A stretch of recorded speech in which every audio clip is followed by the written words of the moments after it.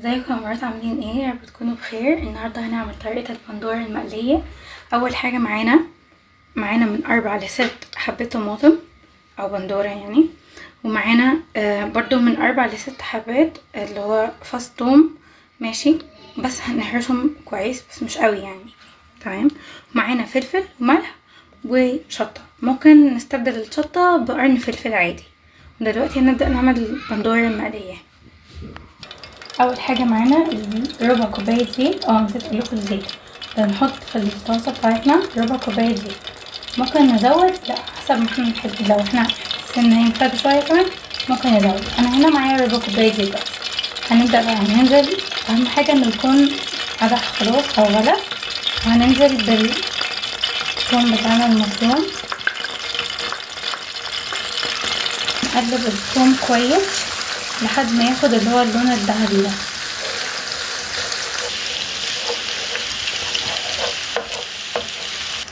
بعد ما اخدت اللون الجولد ده شويه او الذهبي، ماشي، هنبدا بقى. لو احنا عندنا فلفل حراق ممكن ان احنا نضيفه، ممكن لو احنا مش بنحبه كمان نستغنى عنه. تمام. انا ما عنديش، هستبدله بالشطه بس مش دلوقتي.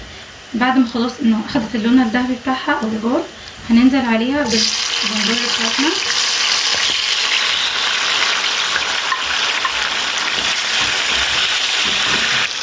ويا ريت نحاسب واحنا بنعمل الخطوه دي، لان الزيت ممكن يطرطش في وشنا كتير قوي.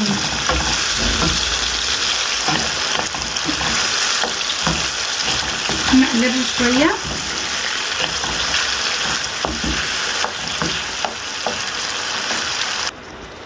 نقعد نقلب في البندوره لحد ما اللي هو تستوي او تتحمر كده من على الجنبين بتوعها. ماشي.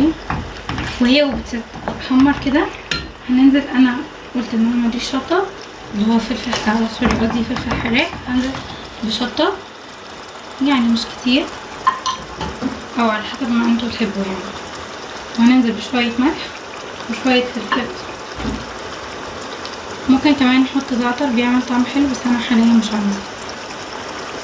ونقلبها كويس برضو لحد بقى ما نكمل ان هي تتحمر. هنقلبها الاول يعني مش كتير دلوقتي.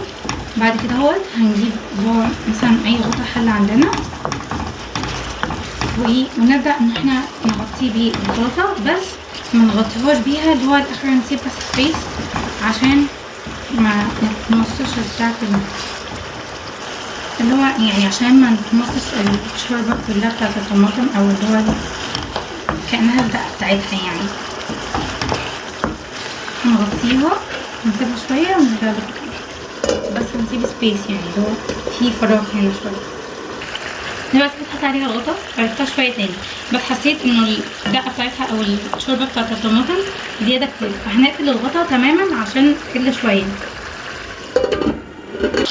كده. بعد ما خلصنا البندوره، هي قلبناها يعني ان هو هرسناها شويه وهي على النار.